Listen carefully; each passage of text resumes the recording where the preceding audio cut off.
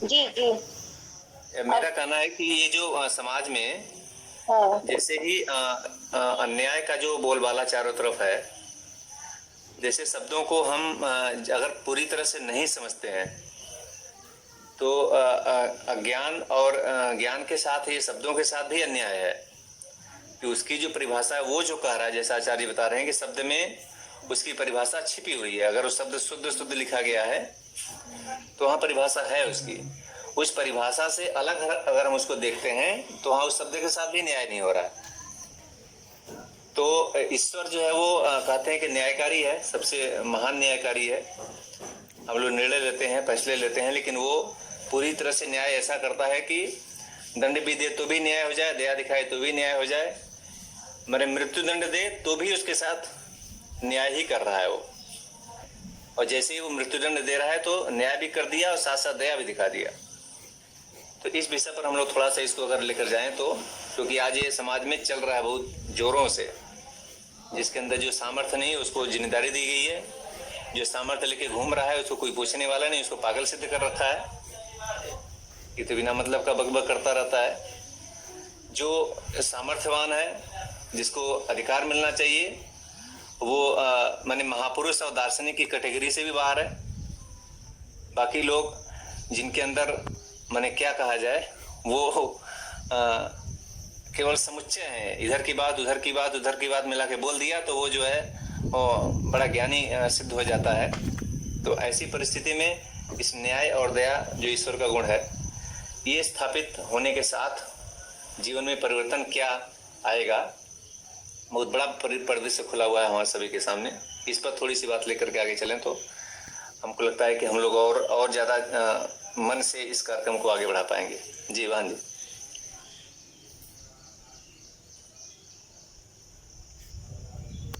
जो विषय नया लेके आए हैं, न्याय और दया। प्रश्न नहीं समझ में आया, इसका प्रश्न उत्तर हम लोग दोनों पढ़ चुके हैं। दया और न्याय ईश्वर के गुण को यहाँ पर आचार्य जी ने प्रश्न भी दिया है कि दोनों ईश्वर के गुण हैं और दोनों एक साथ कैसे वो प्रकट कर देता है, उसकी सामर्थ्य है।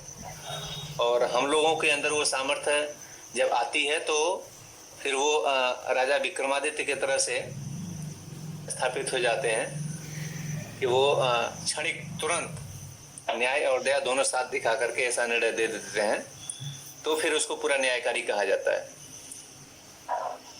तो ये शब्दों के साथ भी और हम सभी के साथ, हर एक के साथ, अगर वो अपनी सीमा के बाहर उस पर ज्यादा आश्रित हुआ जाता है, उसके अर्थ को सीमा से परे लेकर के जाया जाता है, तो वहां भी अन्याय हो रहा है। तो इसमें सारी बातें जो है वो ज्ञान और अविद्या से, अज्ञान और अविद्या से ही सिद्ध हो रही हैं कि जब तक वो है तब तक ये सब चीजें चलती रहेंगी। अमित जी, जी अमित जी ओम। हाँ ओम। और ये अन्याय या जो आप बात कर रहे हैं, हम अपने अनुसार जब बात सिद्ध करने लगते हैं, दिक्कत यहाँ से है, जिसको हम चाहते हैं वो कैसे भी अन्याय करता हो वहां पर हम नहीं बोलते हैं। यहाँ पर अगर हम ये परिवर्तन कर लें तो निश्चित रूप से हमारे अंदर परिवर्तन आएगा। जहाँ हमारे चाहने वाला कितना भी अन्याय कर रहा है वहां पर हम लोग उसके साथ हो जाते हैं, कहाँ से हम दया कर पाएंगे?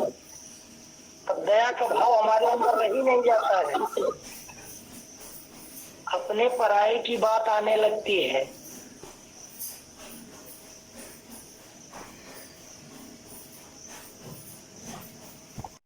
ईश्वर तो न्याय करता ही, वो दयालु है।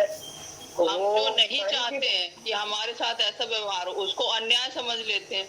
अगर उसको भी ईश्वर का न्याय ही समझे, समझ की बात है, जो हो रहा है वो ईश्वर का न्याय है, कहीं ना कहीं से न्याय जरूर है, उसको स्वीकार करना ही बात है। बस कहाँ मानते हैं हम, दुख आने पर इतना विचलित हो जाते हैं बहन जी और सुख आने पर इतने इतराने लगते हैं, उसको उस ईश्वर को भूल ही जाते हैं कि उसके कारण ये आया है।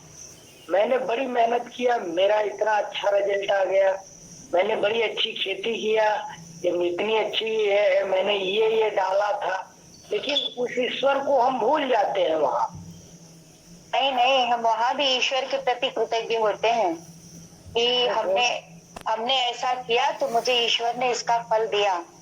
ईश्वर के प्रति कह रहे हैं आप, कहाँ कहते हैं लोग?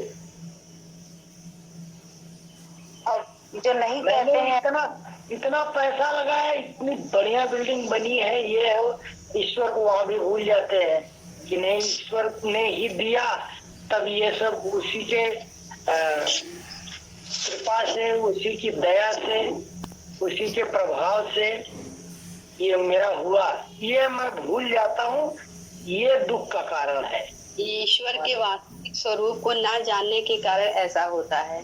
जैसे कोई व्यक्ति है तो वो अच्छे कर्म तो कर रहा है, दूसरों की भलाई भी कर रहा है, किंतु वाणी से अपने झूठ बहुत बोल रहा है, तो ये उसके जो है ईश्वर उसे मृत्यु देके उसके साथ थोड़ा सा न्याय करेगा कि उसके कर्मों के आधार पर उसे दूसरा जन्म दे देगा। मतलब अब उसे ऐसी परिस्थितियां दे देगा जैसे कि अब वो अपनी वाणी का हो सकता है कि सदुपयोग करने लगे, तो ये ईश्वर की दया भी हो गई और न्यायकारिता भी हो गई ईश्वर की।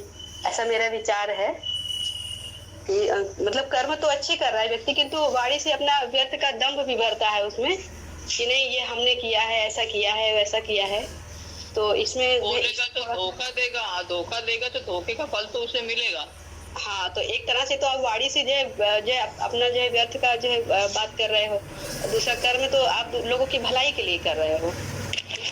थोड़ा सा जो है उसके साथ अगर दया दिखाएगा तो उसे मन, वचन और कर्म दिखाएगा तो उसकी कुटाई हो जाएगी दीदी। हाँ। वो कहेगा कि हम अच्छा कर्म करते हैं लेकिन हमें पड़ जाती है। हाँ, अब उसे ऐसा लगता है कि जो है नहीं हमने इतना अच्छा किया और हमारे साथ ऐसा हो गया। ईश्वर प्रत्येक प्राणी को जन्म देता है, जन्म दिल मतलब व्यवस्था करता है, और उसके साथ साथ बुद्धि और विवेक दे रखा है। मनुष्य योनि के अलावा जितनी भी योनियां हैं सब भोग योनियां हैं, कोई भी उसमें आगे बढ़ने की योनियां नहीं है।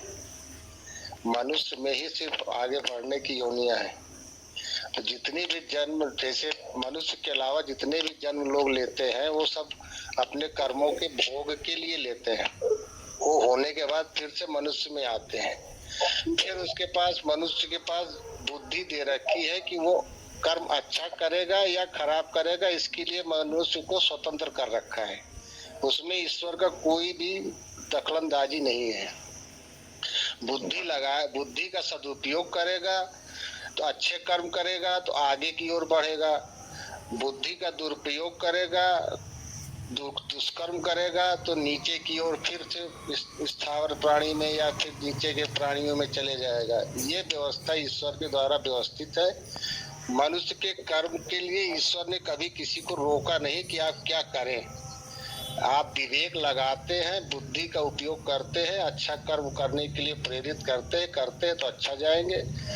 अगर आप उसका दुरुपयोग करते हैं तो नीचे की ओर जाएंगे। ये व्यवस्था ईश्वर के द्वारा विधित है। मनुष्य योनि ही कर्म योनि है, बाकी जितनी भी योनियां है वो सब भोग योनि है। बुद्धि किससे मनुष्य योनि कर्म और भोग दोनों, भोग और अपवर्ग दोनों के लिए है। डॉक्टर साहब जी,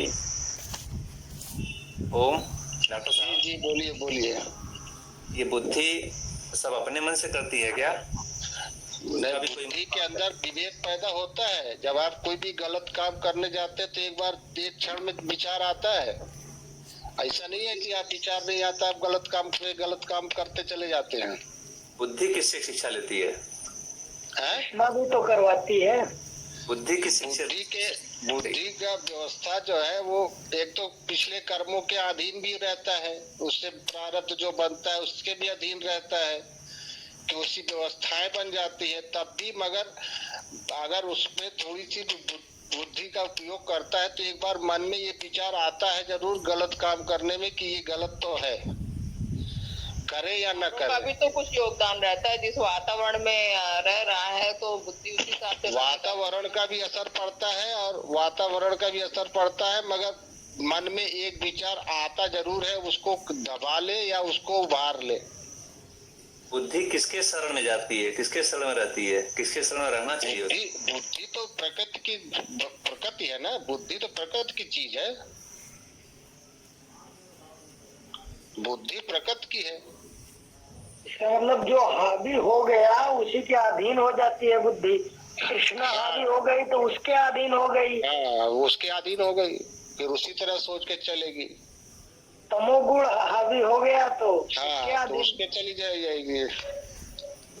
तो गुण तो उभर जाता है, जैसे बुद्धि रहता है उसी तरह का गुण उभरने लगता है।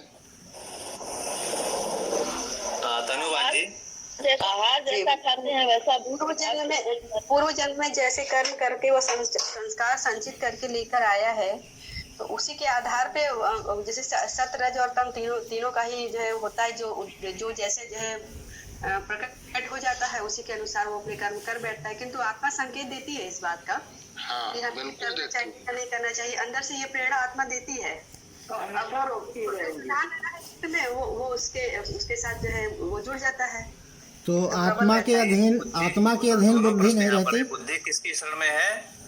आत्मा के शरण में नहीं है। वो किसकी शरण में है? बुद्धि आत्मा के शरण में है, आत्मा ईश्वर की शरण में। यदि ईश्वर की जो भक्ति की है, उसने श्रद्धा रखी है, तो वो उसकी आत्मा में प्रेरणा जो है आ जाती है कि ये कर्म नहीं करने हैं। और यदि वो जो है प्रकृति में ही ज्यादा जो है वो विलीन रहता है या उसकी तरफ ज्यादा आकृष्ट रहता है, तो प्रकृति की तरफ झुक जाता है। ऐसा बुद्धि मन के अधीन रहती है और मन को साधने के लिए कहा जाता है कि मन को साधे रहेंगे तो बुद्धि भी सधी रहेगी। मन बुद्धि के अधीन होता है, बुद्धि आत्मा के अधीन होता है भ्राता जी। अधीन नहीं रहता, जुड़ा रहता है, उसके साथ हाँ, वही मतलब ये दोनों जो है अधीनता किसी की नहीं, दोनों साथ में रहते हैं।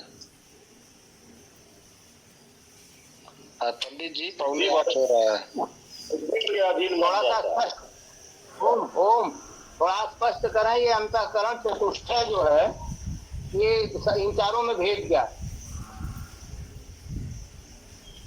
इसको समापन का घंटी बज गया है। इसका कंट्रोल मन से होता है।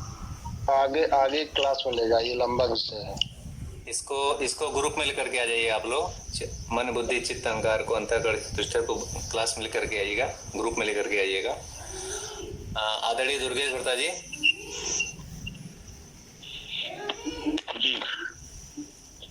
आप लिख पढ़ रहे हैं पूरा मन से, मैं देख रहा हूँ। नहीं, मैं सब कुछ नहीं कर। क्रम चलेगा। आइए आदरणीय राज रतन जी, शांति पाठ करके सत्र का समापन करें, रिकॉर्डिंग बंद हो जाएगी, उसके बाद आज हम लोग वीडियो खोल लेंगे। शांति अंतरिक्षं शांति पृथ्वी शांतिराप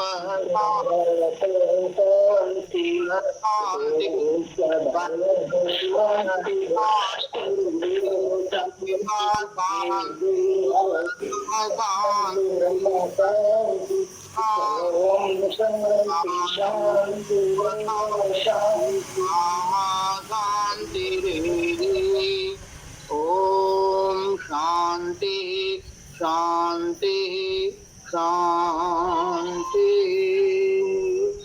ओम ओम। सबका दिन शुभ हो।